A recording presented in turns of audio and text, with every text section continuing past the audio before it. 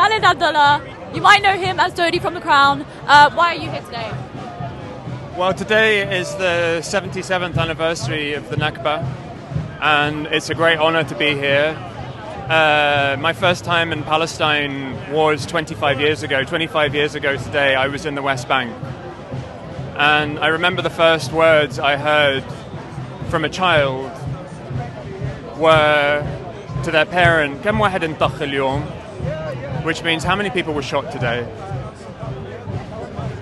And here we are 25 years later.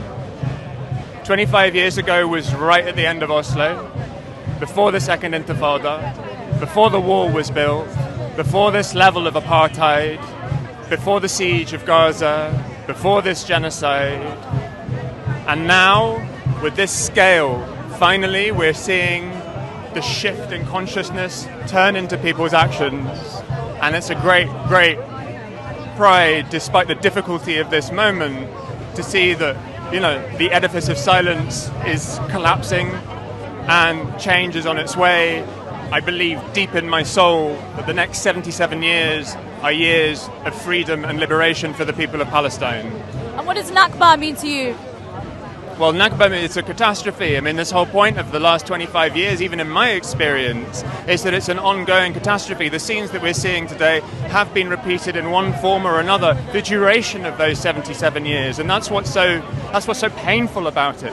It's not just an event that happened in the past. It's something that keeps on going and keeps on developing because it's rooted in this deep structural injustice and violence. And it's been revealed that UK arms exports to Israel have gone up significantly under the Labour government after they campaigned on the solidarity with Palestine. What do you have to say about that? It's a great shame. It hurts that, it is not too much to ask that this country would not be complicit in the genocide. A child that looks up in the sky, that has looked up at the sky throughout the duration of this genocide, when they see an F-35, they see a plane that has British parts in it. And the fact that the government has the gall to claim in court that this isn't a genocide, when there's a Prime Minister who's a human rights lawyer, who fought in cases of genocide, you really begin to feel that, Gaza will be Keir Starmer's Iraq.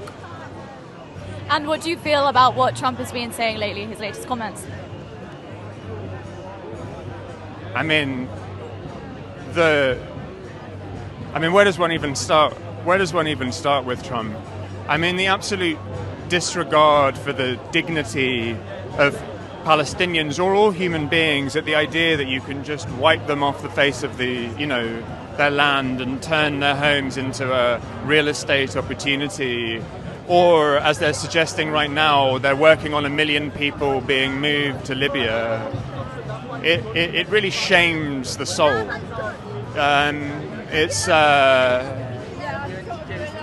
There's no words. Thank you so much for your time.